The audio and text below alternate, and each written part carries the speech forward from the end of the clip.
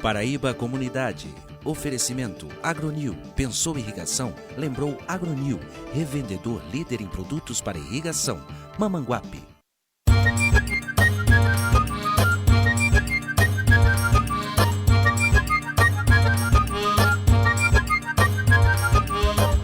Olá, bom dia para você. Seja bem-vindo ao Paraíba Comunidade.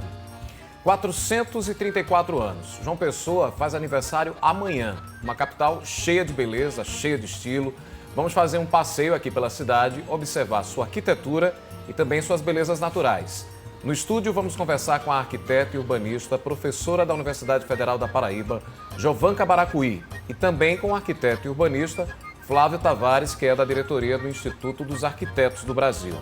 Domingo, 4 de agosto de 2019, Paraíba Comunidade está só começando.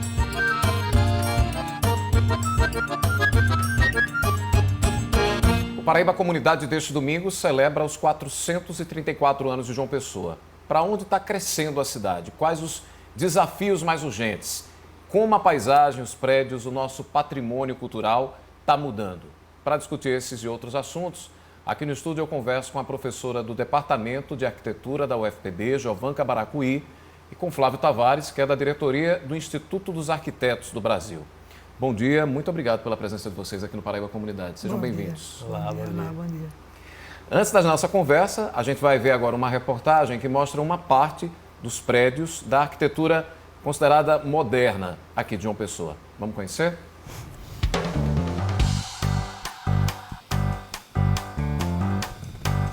Você já parou para dar uma olhada nos prédios e casas de João Pessoa? Se prestar atenção, vai perceber que são vários estilos. Nesse aniversário de 434 anos, a gente propõe um passeio. Nele, a gente descobre como a arquitetura moderna é representativa de uma época e deixou marcas ainda visíveis na cidade. Mas antes de começar, precisamos explicar. O que é uma construção modernista? A arquitetura moderna, ela inova em materiais e em técnicas que vão produzir novos tipos de edifício. A gente tem duas palavras-chave nessa caracterização, a ideia de uma estrutura independente e de uma fachada livre.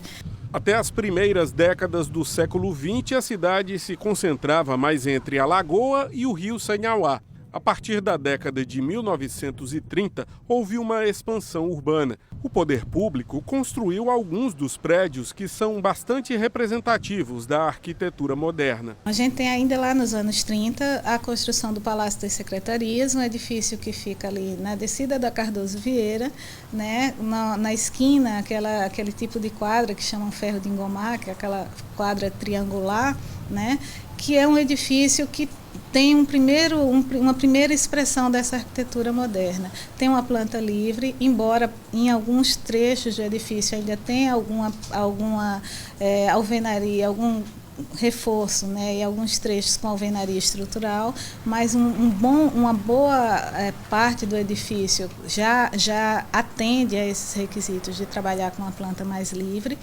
E um outro edifício muito importante é o próprio conjunto do Liceu Paraibano, né, o Instituto de Educação da Paraíba, que é do final dos anos 30 e que também, né, é um edifício que tem, do ponto de vista da sua organização espacial, do seu desenho, dos seus acabamentos, do tipo de esquadria que se emprega, do tipo de organização do próprio programa, das salas de aulas, dos ambientes, que é uma grande obra dessas primeiras obras modernas na cidade. De certa forma, o poder público passava um recado construindo os prédios modernos. No contexto da década de 30, por exemplo, de discussão de um projeto moderno, que é esse país moderno que se quer construir, a arquitetura ela cumpria um papel de representação, né, imagética de um novo país, de de uma nova ação governamental, né? Então, ela de uma certa forma tem um papel muito importante nessa construção desse país moderno. O Hotel Tambaú, o 18 andares, a reitoria da UFPB são outros marcos do modernismo na capital paraibana. Mas é claro que a arquitetura modernista não se resume a prédios públicos aqui em João Pessoa. Na medida em que essa escola se tornou importante, surgiram os projetos para residências. Um exemplo clássico é esta casa aqui, na Avenida Epitácio Pessoa. Casas com grandes panos de vidro, com grandes esquadrias, em que eu conseguisse ter, nesse novo modo de morar, uma nova relação interior-exterior também, né? Casas que elas deixam de ter aquele telhado aparente, elas passam a ter, às vezes, a platibanda, né? O teto plano, né? Elas passam a ter, às vezes, pilotis.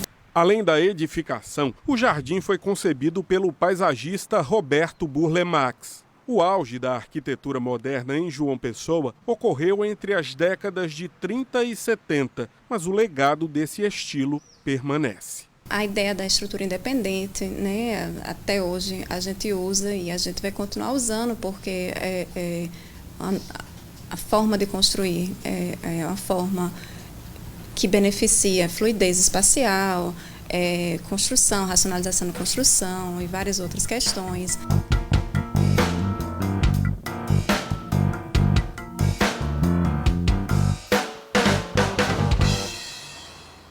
Olha aí. Jovanka, como é que a gente, por exemplo, pode classificar João Pessoa arquitetonicamente falando? Que influências são essas que nos acompanham? Nós somos uma cidade bastante antiga, né? São 434 anos. Sim. Que contribuições ou como isso influencia a arquitetura da cidade também?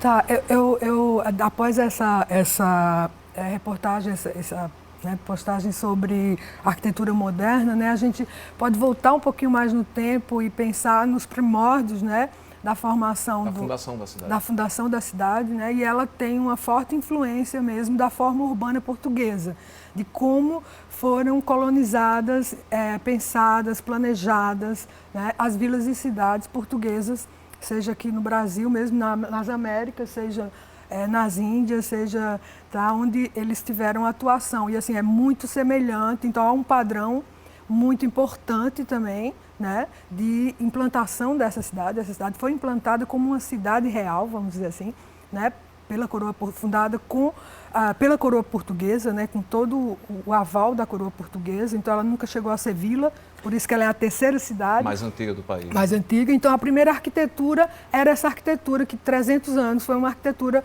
marcada, né, pelas limitações coloniais e por essa influência europeia, né, indireta, direta via Portugal, mas indireta francesa por outros meios também, né, vamos dizer assim, italiana também, pelos engenheiros militares, pelos arquitetos que naquela época eram engenheiros militares, mestres de obras e alguns religiosos. E aí, ecletismo em seguida, que é o que a gente mais preservou na parte do centro histórico, é o ecletismo. São várias escolas, vários períodos que a gente tem aqui na cidade. Vários períodos. Ainda, e em seguida é o modernismo.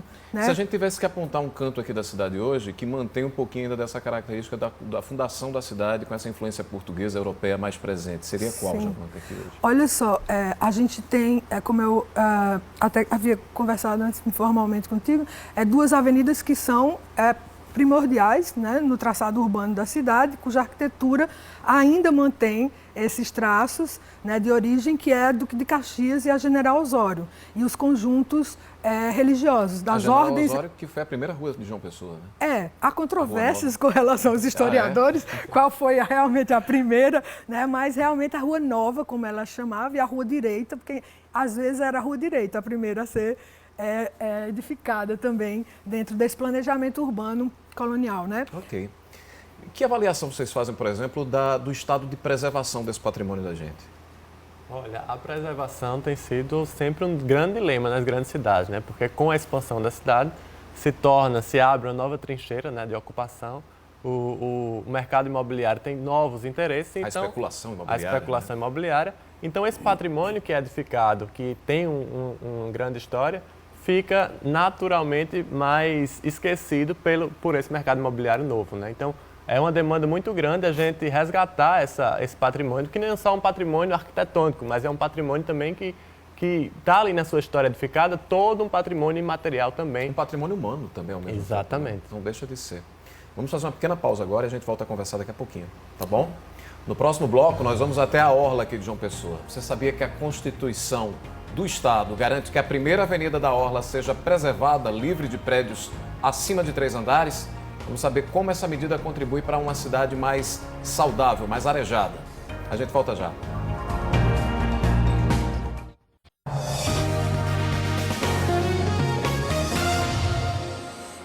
Paraíba Comunidade de volta, João Pessoa completa amanhã 434 anos. Aqui no estúdio, estamos conversando com a arquiteta Jovanka Baracuí e com Flávio Tavares, que também é arquiteto e diretor do IAB Paraíba.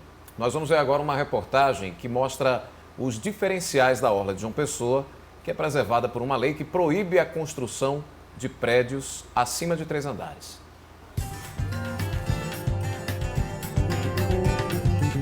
Quando a gente caminha aqui pela orla de João Pessoa, vai encontrar hotéis e prédios residenciais. E eles têm uma coisa em comum: todos têm um térreo e somente 3 andares. Esse padrão obedece a uma lei. Quando a gente encontra um edifício como esse aqui, é porque ele foi feito antes dessa lei entrar em vigor.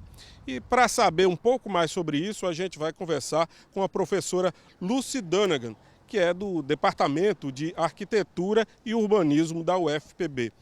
Professora, na prática, esse padrão de prédios com um perfil mais baixo, o que é que ele traz de benefício para a cidade?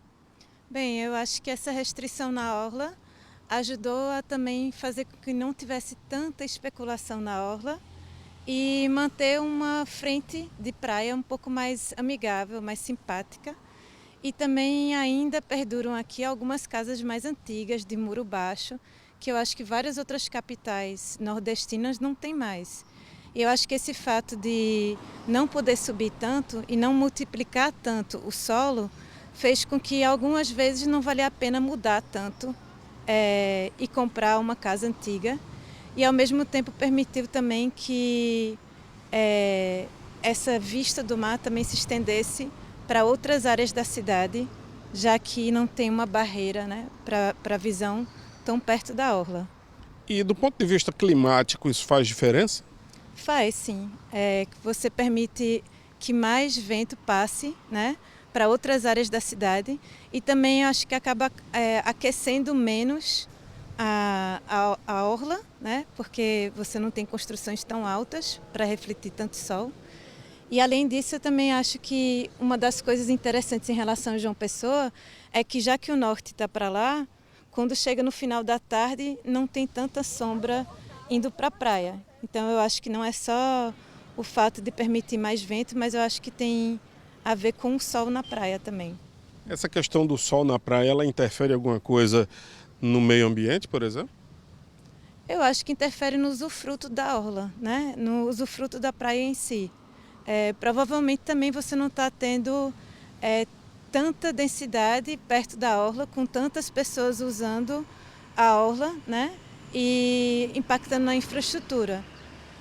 Isso que eu estou falando do sol é porque quando a gente vai para outras cidades a gente acaba notando muito essa diferença.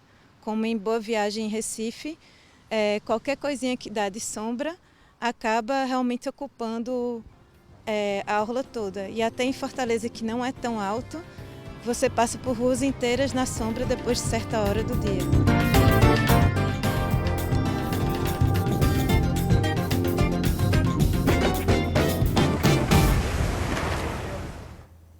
Que bonita que é a nossa orla, hein? Eu não conheço nenhuma outra cidade, nenhuma outra capital que tenha uma lei tipo essa lei dos espigões, né? Sim. Eu acho que somos privilegiados nesse sentido, não é não, Jovanka? Sim, somos privilegiados e isso realmente é um diferencial, né, para a cidade de João Pessoa, tanto do ponto de vista da preservação da orla, mas do ponto de vista urbanístico, da qualidade urbanística também, né? E é importante a gente destacar porque, apesar disso ser construído historicamente, né, aqui em João Pessoa, hoje os grandes urbanistas, eles colocam que ter esse gabarito mais baixo, ter essa relação entre o pedestre e as pessoas com a escala mais humana, garante grande qualidade de vida à cidade. Isso. Então isso é um privilégio realmente do ponto de vista urbanístico, da qualidade de vida na cidade, a gente ter essa situação de gabaritos mais baixos, porque a gente tem uma sensação de bem-estar na orla, por exemplo. A gente vê se a gente considerar outras capitais com orlas no Nordeste, que há uma sensação mais aprazível de estar na orla de João Pessoa justamente por isso, por essa relação que existe entre os andares e a próprio pedestre que está passando.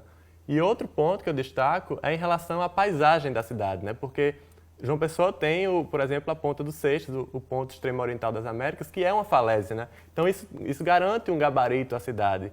E quando a gente tem esses prédios numa altura de 12,9 metros, harmonia visual, dá uma harmonia visual e a gente garante a vista dessa falésia de longe, né, da cidade. Então a gente garante a uniformidade dessas visadas. Eu não sei até que ponto isso influencia, mas, por exemplo, nós somos uma cidade bastante quente, né? Nós temos a temperatura alta a maior parte do tempo, mas ao mesmo tempo somos uma cidade bem arejada. João Pessoa ventila bastante.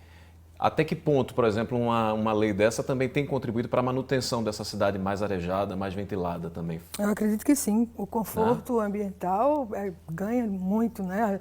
Ganhamos muito com o conforto ambiental a partir dessa legislação. E é muito interessante que ela foi pela primeira vez implantada na década de 70, só para 3 gabaritos, né?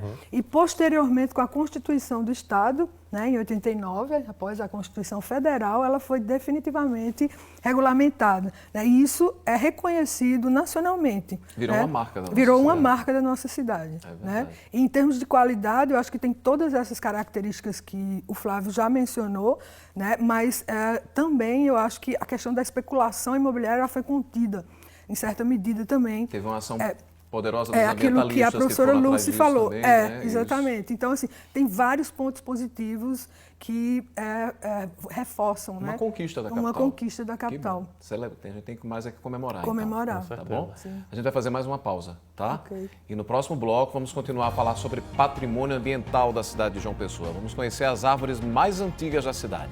Guarda aí.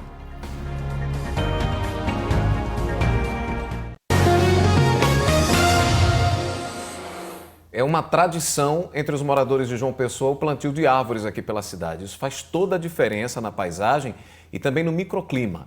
A gente vai conhecer agora algumas árvores centenárias.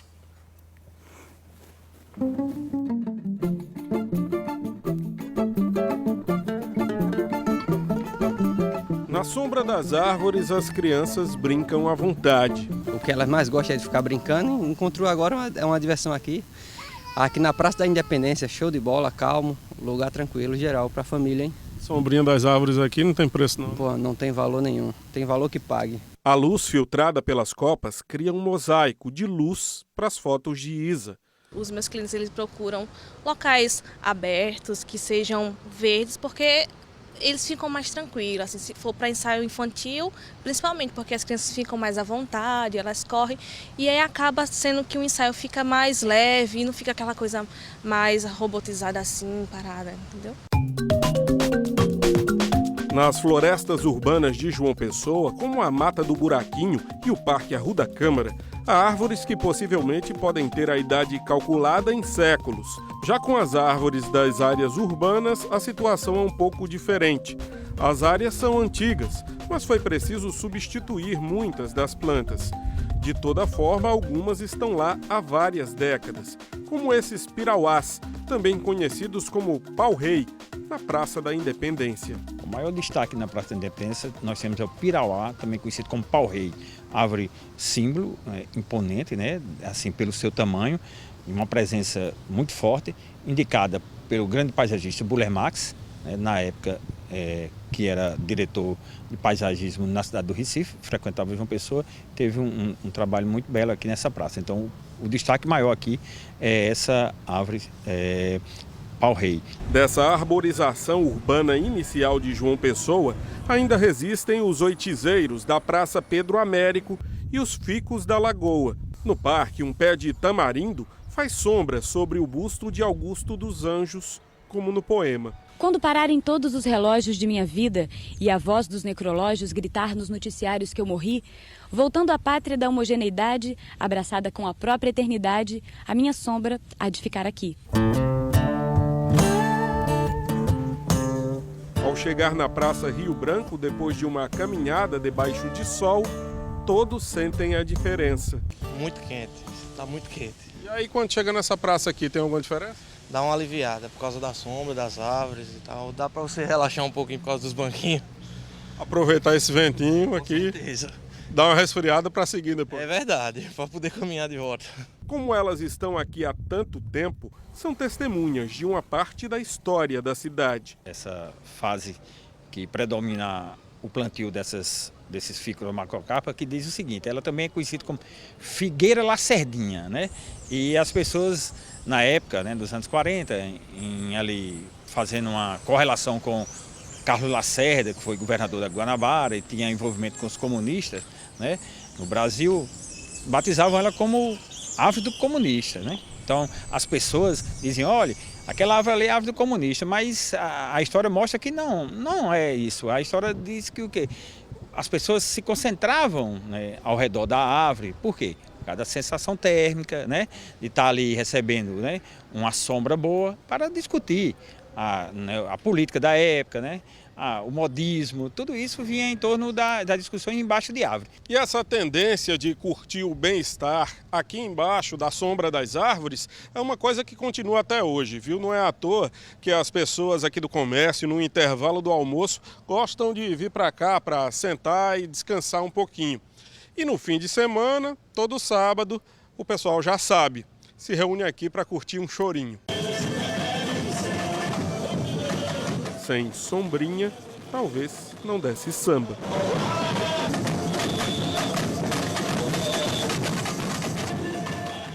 Uma sombrinha de árvore num calorão desse que a gente passa é um luxo, não é não?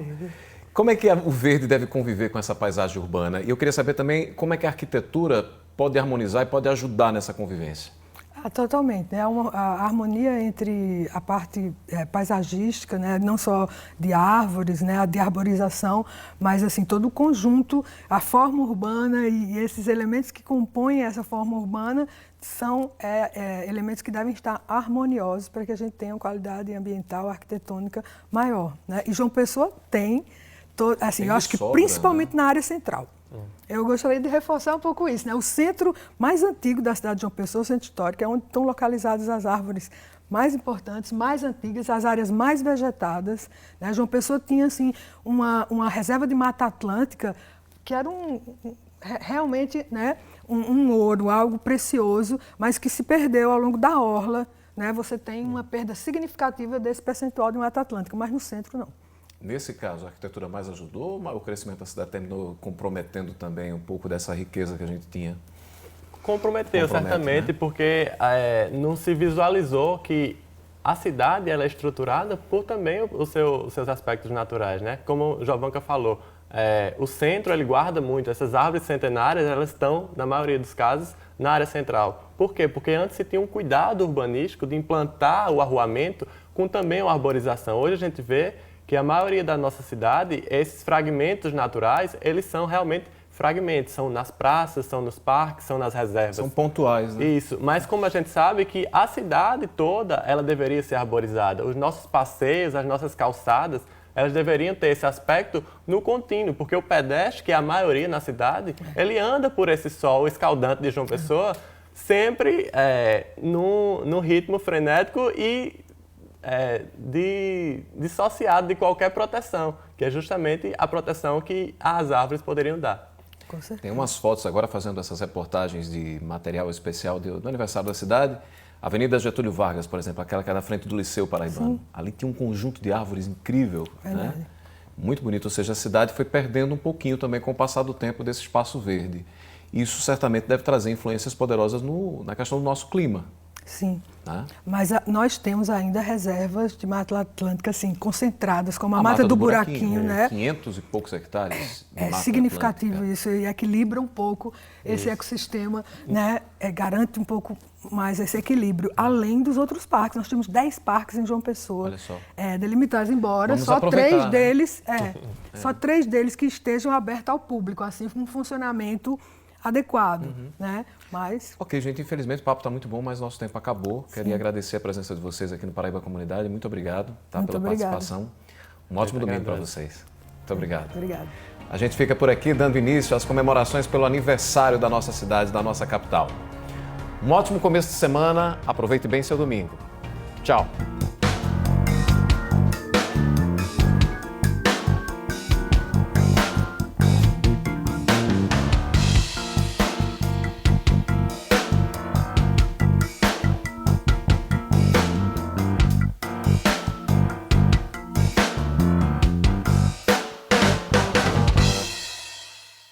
Paraíba Comunidade.